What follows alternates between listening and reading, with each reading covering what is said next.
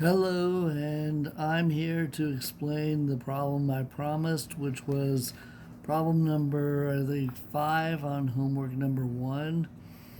The problem reads, as you can see, the critical temperature of gaseous ammonia is 406 Kelvin, and the critical pressure is 113 bar.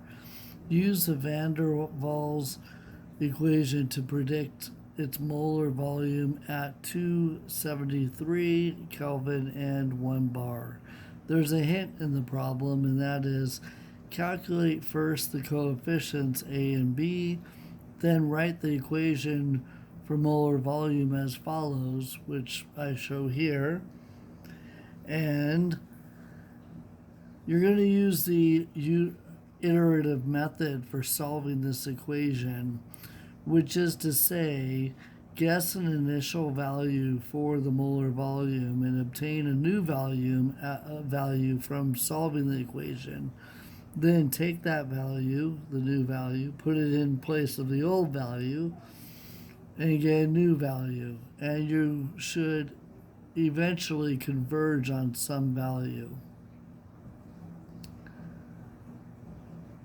First, we need to know the expressions for A and B, the coefficients at their critical temperature and pressures.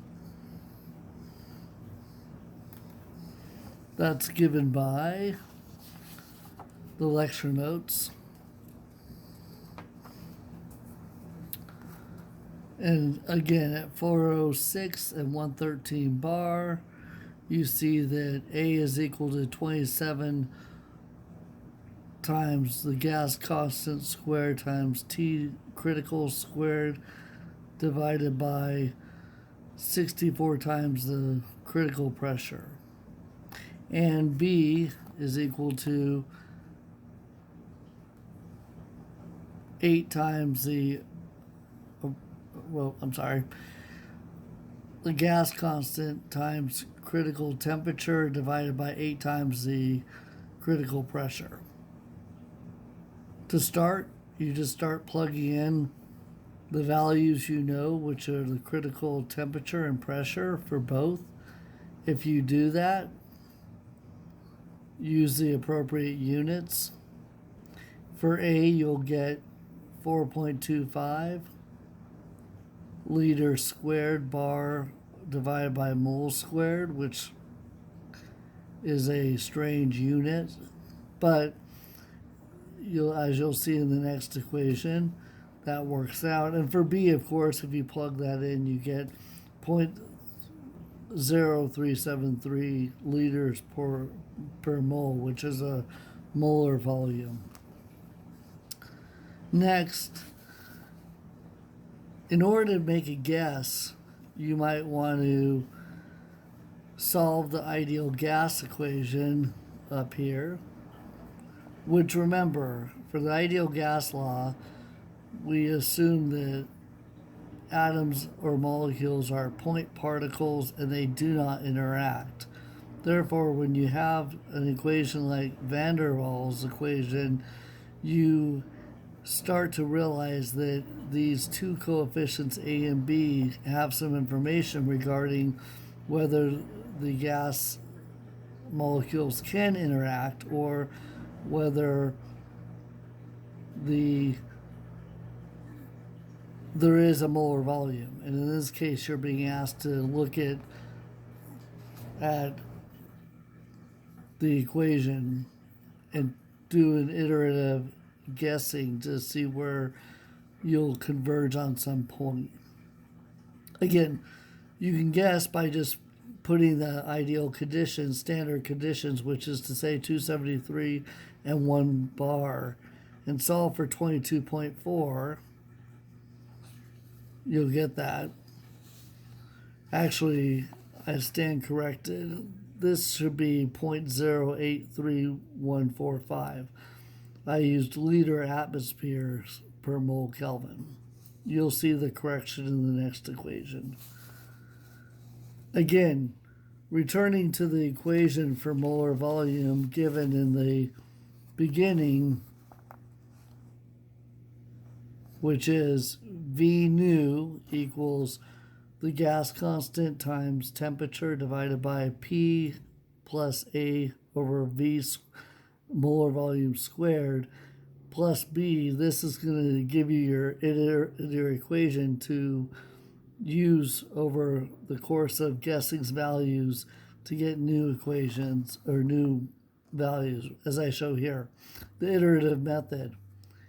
I show the values inserted into the equation, and you have B, which is derived from the value that you calculated before.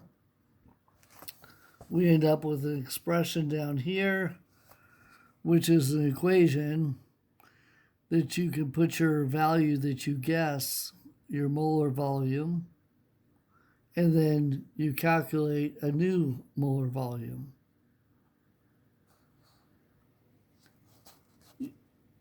Using the ideal gas law on the previous page, we came up with 22.4 when in fact you use the correct gas constant for units with a bar. For 1 bar, you come up with 0.083145, and you come up with a value of 22.70. Now, moving on to solve for the convergence, you just start with guessing a value, putting it into this equation again down here, and working out a answer. And again, the conditions are 1 bar and 273 Kelvin. If we do this, if we start out with 22.4, the calculated new value, molar volume, will be 22.56. If you start to increase the values, as you can see, I've started with 22.4. I've now increased the molar volume quite substantially down to 44,340, and the values start to converge from 22.55 down to 22.74. In fact, the last 3 values, or 4 values, guesses, you can see actually converge on 22.74. Therefore, your molar volume that you converge upon using an initial guess of 22.4, going down to a last guess of 44.34 million, converges on 22.74. That's the answer to the problem in this case, based on your guess and what you've worked out in the previous pages. I hope this helps you think about the van der Waals equation. And until next time, have a great day.